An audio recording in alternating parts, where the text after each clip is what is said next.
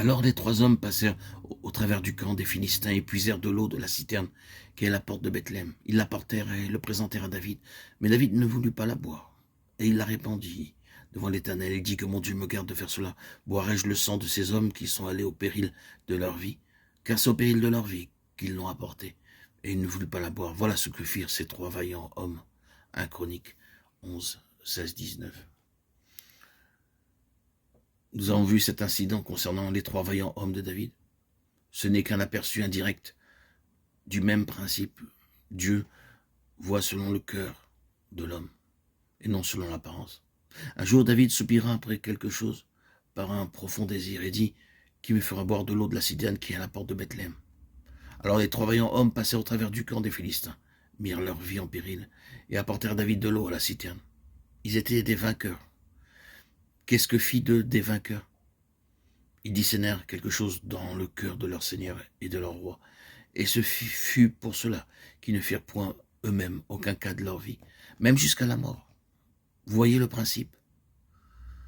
Le vainqueur n'est pas quelqu'un qui appartient à une certaine catégorie de gens qui parlent du vainqueur. Le vainqueur est quelqu'un ou une compagnie de ceux qui ont dans leur cœur cette passion qui gouverne tout, qui domine tout. Non pas dans le but d'obtenir la bénédiction et des choses, mais que Dieu ait sa pleine satisfaction dans son peuple.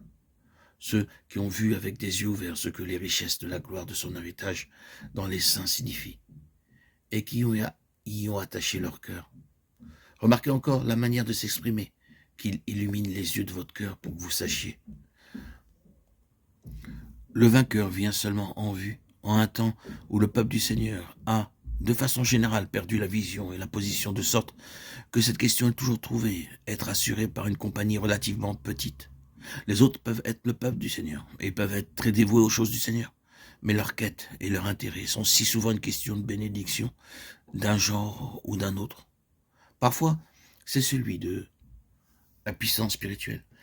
Et leur prière est toujours en vue de la puissance. Ils pensent bien sûr, en toute vérité, à la puissance pour le service, à la puissance en vue de mieux servir le Seigneur, d'être plus utilisé. Eh bien, c'est peut-être cette bénédiction ou quelque autre bénédiction spécifique. Mais voyez-vous, ils recherchent des choses. Oh, combien qui prient pour le réveil. Je ne dis pas que c'est mal de prier pour la puissance ou le réveil, mais tant de saints sont occupés avec des choses comme celle-là. Elles sont tout à fait bonnes, mais c'est quelque chose de différent. Non pas qu'elles soient erronées, mais c'est différent. Récemment, en lisant la parole, je fus impressionné en rencontrant 2 choses. L'une d'entre elles était la grande bataille d'Élie pour ce que nous pourrions appeler un réveil au Carmel.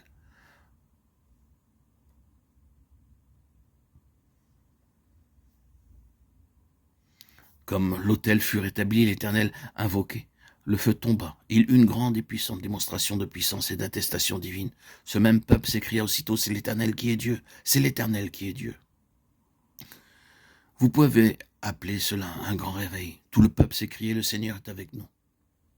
Et nous sommes pour le Seigneur. C'est l'Éternel qui est le Seigneur et nous sommes de son côté.